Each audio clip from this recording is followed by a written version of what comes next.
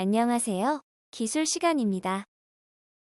이번 시간에는 지식재산권에 대해 알아보려고 합니다. 교과서 187페이지를 함께 봐주세요.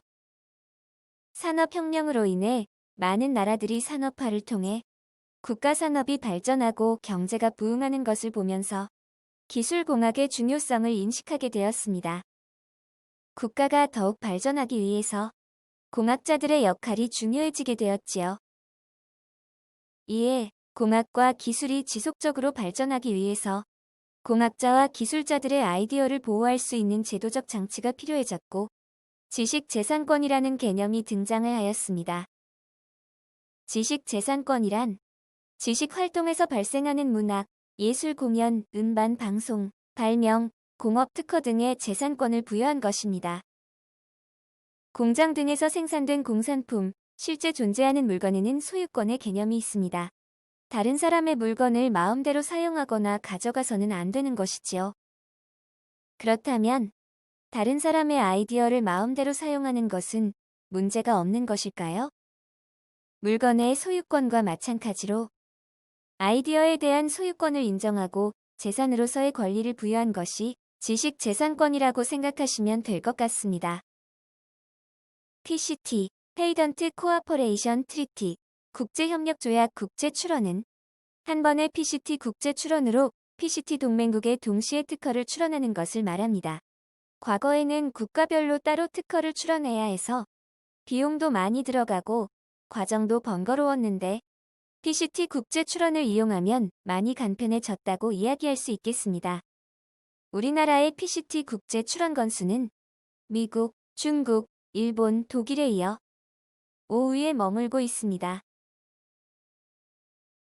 그럼 지식재산권의 종류에 대하여 알아보겠습니다. 지식재산권에는 산업재산권, 저작권, 신지식재산권이 있습니다. 각각에 대하여 좀 더 자세히 알아보도록 하겠습니다. 먼저 산업재산권입니다. 산업재산권에는 특허권, 실용신안권, 디자인권, 상표권이 있습니다. 먼저 특허권은 자연의 법칙을 이용하여 기술적으로 수준이 높은 사상을 창작한 것에 대한 권리로 대발명에 대한 권리라고 할 수 있습니다. 쉽게 이야기하면 기존에 없었던 것을 새롭게 발명하거나 기존과는 다른 과학적 원리를 이용하여 발명을 했을 때 보호받을 수 있는 권리입니다. 특허권은 출원 후 20년 동안 보호됩니다. 실용신안권은 자연의 법칙을 이용한 기술 사상의 창작품이나 물품의 형상과 구조를 실용성 있게 개량한 것으로 고안이나 소발명에 대한 권리입니다. 기존의 특허나 실용신안을 개량하여 발전시킨 경우 취득할 수 있는 권리에 해당합니다. 실용신안권을 취득하기 위해서는 원특허권자나 실용신안권자의 허락이 있어야 하며 보호기간은 출원 후 10년입니다. 다음으로 디자인권은 품품의 형상, 모양, 색채를 결합한 것, 모양과 색채를 통하여 신미감을 유발하는 것에 대한 권리로 등록 후 20년 동안 권리가 보호됩니다. 마지막으로 상표권은 자기의 상품을 타인의 상품과 식별하기 위해 사용하는 표정에 대한 권리로 등록 후 10년간 권리가 보장되며 10년씩 갱신이 가능합니다. 여기서 출원은 특허권, 실용신안권, 디자인권 또는 상표권을 획득하기를 원하는 사람이 일정 서식과 요건을 갖추어 심사를 하는 전제로 권리 설정 여부를 판단하여 줄 것을 특허청에 요청하는 절차를 의미합니다. 참고적으로 특허 등록의 요건에 대하여 알아보겠습니다. 특허를 등록하기 위해서는 다음 요건을 충족해야 합니다. 첫 번째, 자연 법칙을 이용한 기술적 사상인가? 특허를 등록하려면 과학기술적 지식으로 그 원리를 설명할 수 있어야 합니다. 두 번째, 산업상 이용할 수 있는 것인가? 제품화하여 실제로 생산할 수 있는 것이어야 합니다. 세 번째, 신규한 발명인가? 기존에 없는 새로운 것이어야 합니다. 네 번째, 종전에 있던 발명보다 진보된 발명인가? 기존에 있었던 것들보다 우리의 생활을 더욱 편리하게 하는 것이어야 합니다. 5번째, 불특허 사유에 해당되지 않는가?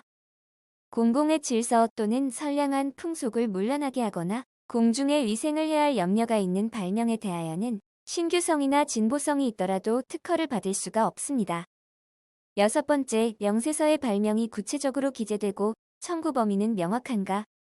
특허를 출원할 때 정해진 서류를 알맞게 작성해야 하고 제품의 설계 도면 등을 자세히 기재하고 자신의 아이디어를 명확하게 표기해야 합니다.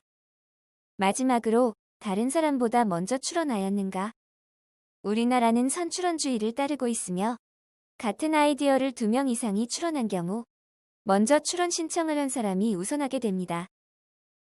선출원주의란 동일한 발명이 2 이상 출원되었을 때 먼저 발명한 사람에게 권리를 주는 것이 아니라 먼저 출원한 사람에게 권리를 주는 주의로 누가 먼저 발명을 하였는가를 따지는 것은 근거가 불분명하고 어렵기 때문에 먼저 특허 출원을 한 사람이 먼저 발명한 것으로 간주하는 것입니다. 현재 거의 대부분의 나라들이 선출원주의를 채택하고 있습니다. 다음으로 저작권에 대하여 알아보겠습니다. 저작권은 15세기 인쇄술이 발달하면서 출판업이 활발해지고 이에 따라 책자를 복사할 권리를 뜻하는 카피라이트라는 용어가 만들어지면서 사람들에게 알려졌습니다. 인간의 사상과 감정을 표현한 것으로 창작성이 있을 때 저작물로 보호받을 수 있습니다. 창작성이 있다 하더라도 코끼리가 그린 그림이나 인공지능이 그린 그림 등은 인간의 감정을 표현한 것으로 볼 수 없기 때문에 저작물로 볼 수 없습니다. 저작물의 종류는 화면에 표시된 것들이 있습니다.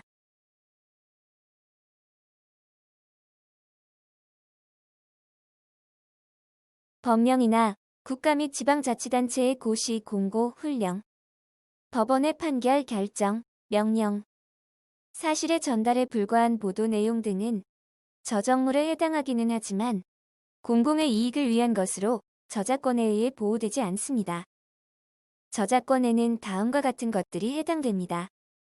먼저 저작 재산권은 문화, 학술, 예술 분야에 속하는 저작자의 창작물에 대한 권리로 복제권, 공연권, 공중송신권, 전시권, 배포권, 대여권, 2차 저작물 작성권 등이 있으며 보호기간은 저작자 사망 후 70년이며 창작자가 법인이나 단체인 경우에는 공표 후 70년간 권리가 인정됩니다. 두 번째로 저작 인격권은 저작물에 대한 저작자의 인격을 보호하는 권리로 공표권, 성명 표시권, 동일성 유지권 등이 있으며 보호기간은 저작 재산권 침해 금지 기간과 동일하게 보호됩니다. 마지막으로 저작 인접권은 실현, 음반 방송과 같이 저작물을 이용하여 새롭게 만들어진 저작 인접물에 대한 권리로 보호기간은 실현 등의 행위 이후 70년간이며 방송의 경우에는 방송 시점으로부터 50년입니다. 다음에 예로 저작권을 설명해보면 바이올리니스트 사라장이 비발디의 사계를 연주하여 음반으로 만드는 경우 작곡가인 비발디가 저작 재산권과 저작 인격권을 가지고 있지만 사망 후 70년이 지났기 때문에 권리가 소멸되어 누구나 이용할 수 있는 저작물에 해당됩니다. 하지만 사라장은 실현자로서 저작 인접권을 갖게 되고 연주 행위를 한 시점으로부터 70년간 권리가 인정됩니다. 마지막으로 음반을 제작한 음반 제작자 역시 음반에 대한 저작 인접권을 가지게 됩니다. 마지막으로 신지식 재산권에 대하여 알아보겠습니다.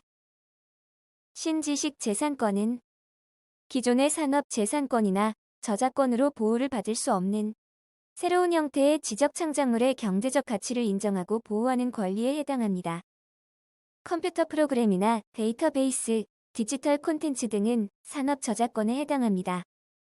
반도체 설계나 생명공학기술, 인공지능 설계 등은 첨단 산업 재산권에 해당합니다. 기업의 영업 비밀이나 멀티미디어 자료 등은 정보 재산권으로 보호받을 수 있습니다. 기타 신지식 재산권으로 캐릭터나 제품의 고유 이미지를 형상화할 수 있는 트레이드 드레스, 얼굴이나 음성 등 개인의 특성에 해당하는 퍼블리시티권, 인터넷 도메인 주소 등도 신지식 재산권에 해당됩니다. 오늘은 지식 재산권에 대하여 간단하게 알아보았습니다. 수고하셨습니다.